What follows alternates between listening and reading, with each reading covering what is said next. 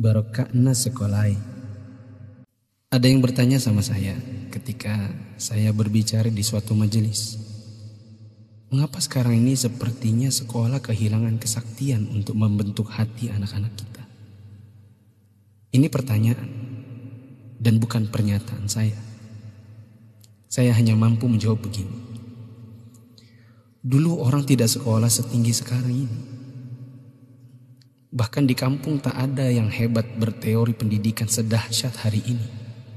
Bisa dibilang teori pendidikan sekarang mungkin sudah menyentuh langit ketujuh. Tapi sebenarnya ada yang hilang, yang disebut dengan keberkahan. Keberkahan bukan buatan manusia, melainkan pemasena puange, rahmat Allah. Bukan sekolah yang membuat orang sukses, tetapi Allah lah yang berada di balik semua kesuksesan manusia dalam usahanya. Maksudnya, secara khusus saya mengajak Anda yang berusia 40 tahun ke atas untuk menengok sejenak ke belakang. Balik ki. Ingat waktu kita sekolah di SD, yang nafas tak baru setengah-setengah, kita sudah disuruh ke sawah, membantu guru matanik menanam padi, membantu guru mencari kayu bakar di dare, di kebun, mengambil air untuk dipakai guru di rumahnya, disimpan di gumbang.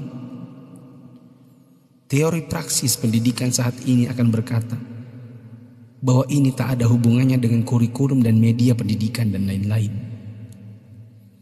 Kita disuruh mengerjakan pekerjaan oleh guru yang seakan tiada hubungannya dengan akademik. Bukan itu saja, bahkan mungkin kita pernah menjaga jualan guru. Tak hanya itu, kita kalau dipukul oleh guru hingga setengah hidup, atau masengok, mimisan, akibat pukulan mistar kayu guru dan jangka pelingkar yang ujungnya runcing. Disinilah intinya. Atas itu semua, pernahkah orang tua kita protes? Pernahkah orang tua kita mengeluh dengan tugas-tugas tadi?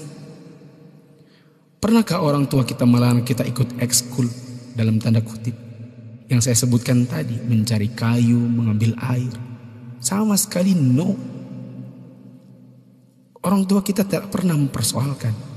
Inilah mata air yang mengalirkan keberkahan.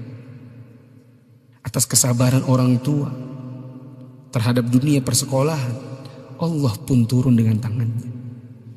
Dia membalas kebaikan hati orang tua atas penghormatan terhadap guru dan eksistensi sekolah yang bahkan mungkin dengan segala kelemahan. Tak perlu pakai teori pendidikan, sebab orang tua kita tak paham itu semua. Tapi teori dan kehendak Allah yang berlaku. Inilah yang disebut dengan barakah, keberkahan. Boleh jadi kita sudah jauh berjalan, tapi mari kita tengok sejenak betapa hebatnya pendidikan orang dulu.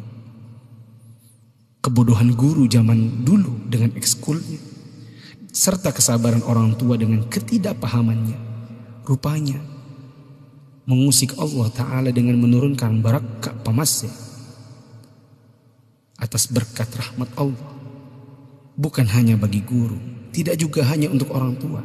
Bahkan keberkahan itu pun dinikmati oleh anak didik.